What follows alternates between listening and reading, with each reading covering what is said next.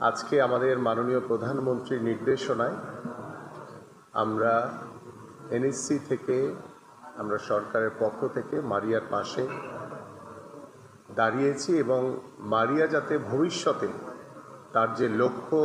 তার যে উদ্দেশ্য রয়েছে, সেই উদ্দেশ্য যাতে সাধিত করতে পারে, সেই লক্ষ্যকে বাস্তবায়নের জন্য আমরা ইতিমধ্যে মারিয়ার জন্য স্থায়ীভাবে আমরা স্পন্সরও ব্যবস্থা করেছি। আমার পাশেই বসে আছেন, তিনি আনুষ্ঠানিকভাবে আমার বক্তব্যের পরেই তিনি ঘোষণা করবেন। এবং আয়রন ম্যান খ্যাত আমাদের আয়রন লেডি, যার দীর্ঘদিন যিনি আমাদের বিকেএসপিতে পড়াশোনা থেকে শুরু করে খেলাধুলার বিভিন্ন পর্যায়ে অংশগ্রহণ করেছেন,